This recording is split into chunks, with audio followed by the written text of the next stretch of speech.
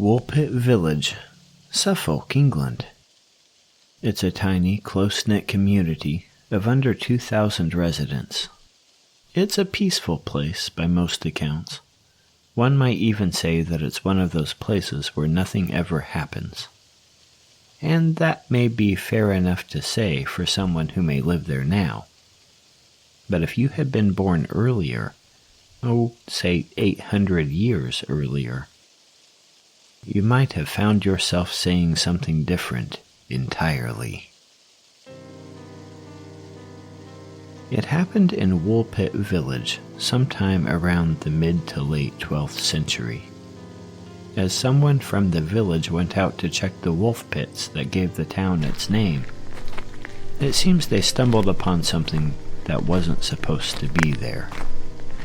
Standing to the side of the pit were two children, a boy and a girl. As the villager drew near, something seemed a bit off. It probably started as a feeling in his stomach, like the feeling you sometimes get right before something bad happens, but you can't explain it. When he got closer, it seemed to clear up, at least a little bit. The children had green skin. They wore unfamiliar clothing, and when they were spoken to, they spoke in a strange language unknown to the people of Suffolk. Well, that being the case, it took a while to get each other to understand anything being said, and eventually the children were taken to the home and care of Mr. Richard Ducan. Hospitality was extended to the children, and though food was set before them, they wouldn't eat any of it. This went on for several days, placing food in front of the children and having them refuse it. Of course, their health declined due to the lack of food. And then one day, by chance, the children happened upon a portion of raw broad beans. Now, most people wouldn't give a broad bean a second look, but these children ate them like they were candy. The villagers were baffled at the development. What kind of a diet was this? Since it was something they would eat, however, they gave them more, hoping to avoid any further health decline.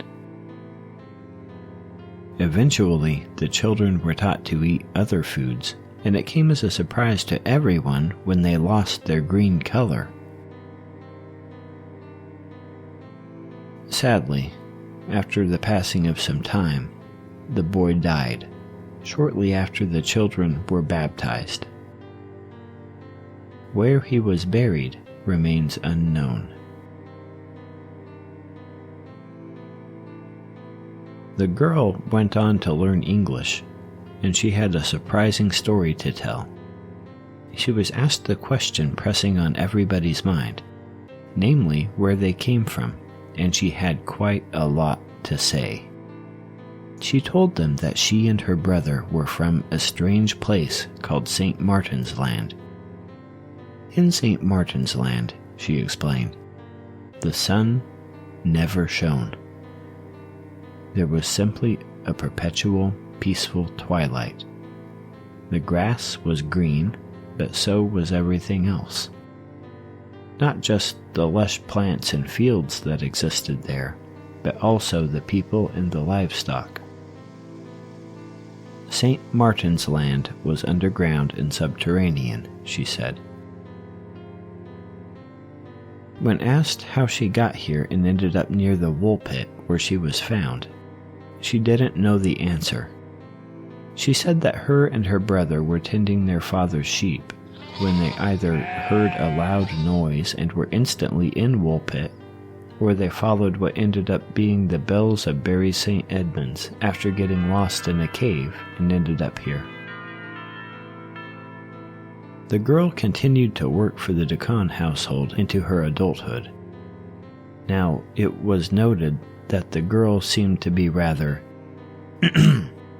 loose in her conduct, wanton and impudent, often throwing herself at men with no idea of subtlety at all. Whether related to that character trait or not, and we can only speculate the issue, she ended up married to a man from King's Lynn. From records, she probably would have married a man by the name of Richard Barr, who lived about 40 miles away from Woolpit, changed her name to Agnes, and according to one report, had at least one child with him. And from that point on, the story fades into the dark corners of history, keeping company in the corner of the imagination which houses things that might be.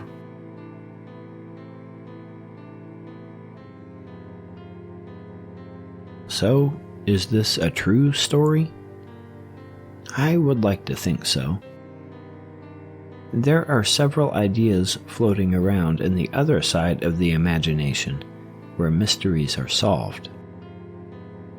In a 1978 book called A Slice of Suffolk by Bob Roberts, he states, quote, "I was told that there are still people in Woolpit who are descended from the Green Children, but nobody would tell me who they were," end quote.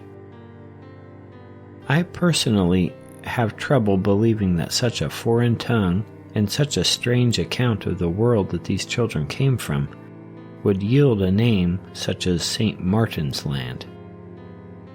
One theory is that this is a prominent surviving tale from a time when tales of people from another world visiting our own by way of a cave were very popular.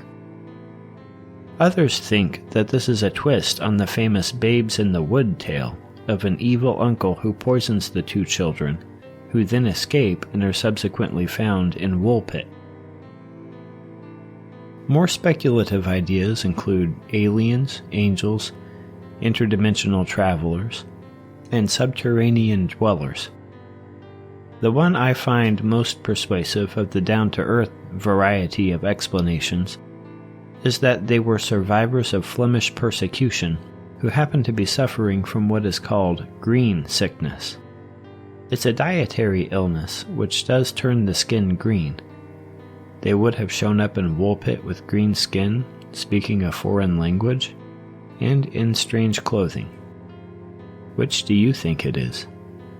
Let me know in the comments.